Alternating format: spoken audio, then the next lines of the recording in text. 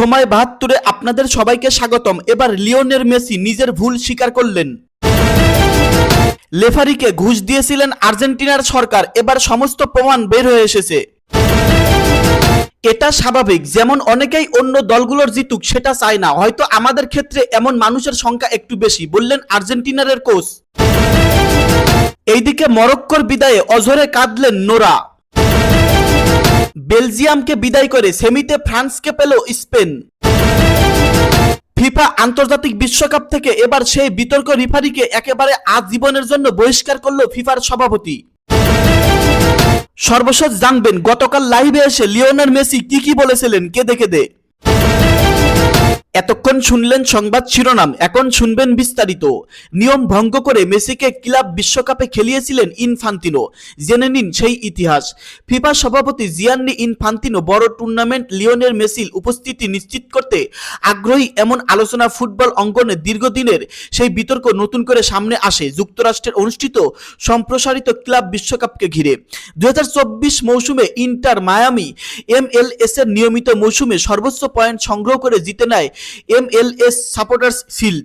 তবে play অফে champion হয়ে MLS cup জেতে LA গ্যালাক্সি, যাদের অনেকেই মৌসুমের আনুষ্ঠানিক লিগ চ্যাম্পিয়ন হিসেবে বিবেচনা করেন।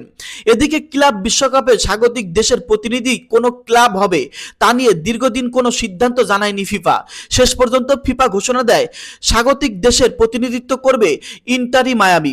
এই সিদ্ধান্তের ফলে লিওনেল মেসির দল উদ্বোধনী ম্যাচে হার্ড রক স্টেডিয়ামে মিশরের আল আহলির বিপক্ষে মাঠে নামার সুযোগ পায়। ফিফার এই সিদ্ধান্ত নিয়ে ফুটবল অঙ্গনে ব্যাপক আলোচনা সমালোচনা শুরু হয়। সমালোচকদের দাবি, MLS কাপ জয়ী LA গ্যালাক্সির পরিবর্তে ইন্টার মায়ামিকে সুযোগ দিয়ে ফিফা নিজেদের নির্বাচনী মানদণ্ড থেকে সরে এসেছে। তাদের অভিযোগ, মেসির উপস্থিতি নিশ্চিত করতেই এমন সিদ্ধান্ত নেওয়া হয়েছিল। অন্যদিকে ফিফার ব্যাখ্যা ছিল, স্বাগতিক দেশের প্রতিনিধি হিসেবে ইন্টার মায়ামিকে নির্বাচন করা হয়েছে কারণ তারা 2024 মৌসুমে নিয়মিত লিগে সর্বোচ্চ পারফরম্যান্স দেখিয়ে সাপোর্ট শিল্ড জিতেছিল। তবে এই সিদ্ধান্ত আজও বিতর্কের বিষয় হয়ে রয়েছে। অনেক ফুটবল বিশ্লেষকের মতে বিষয়টি ছিল নিয়মের ব্যাখ্যার প্রশ্ন। আবার সমালোচকদের ভাষ্য একটি ছিল মেসিকে ক্লাব বিশ্বকাপের মঞ্চে রাখার জন্য নেওয়া একটি বিশেষ সিদ্ধান্ত। আর্জেন্টিনা ও সুইজারল্যান্ড ম্যাচের দায়িত্বে আরেক বিতর্কিত রেফারি।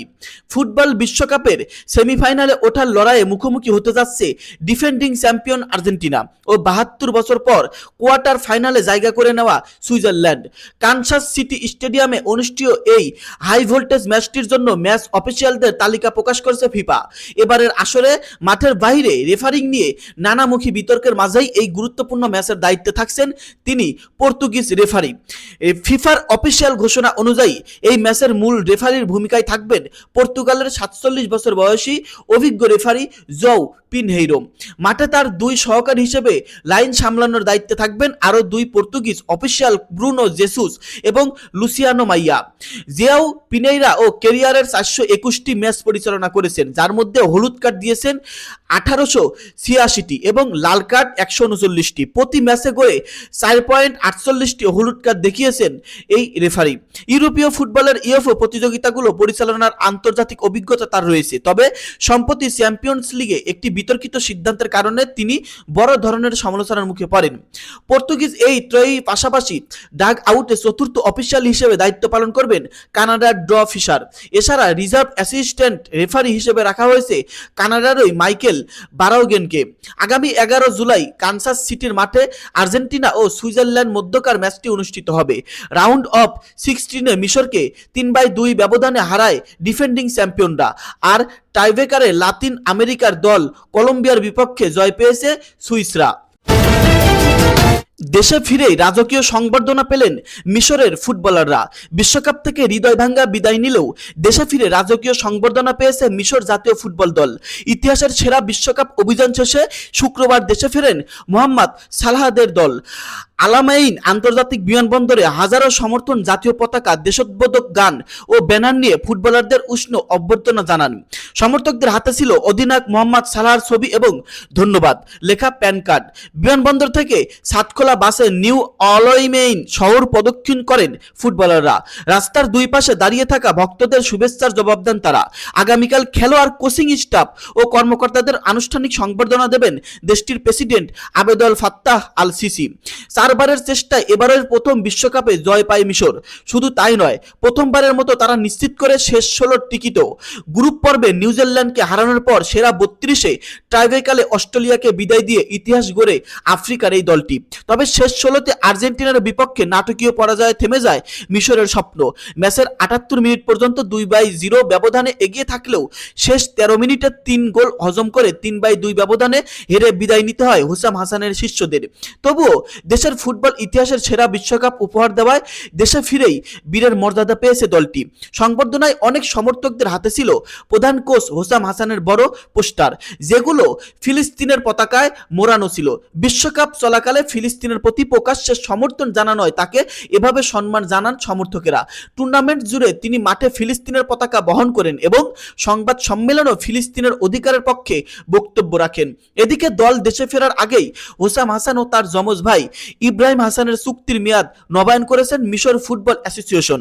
যদিও নতুন চুক্তির আনুষ্ঠানিক বিস্তারিত প্রকাশ করা হয়নি, তবে বিভিন্ন সূত্রের দাবি 2030 সাল পর্যন্ত জাতীয় দলের দায়িত্বে থাকবেন তারা।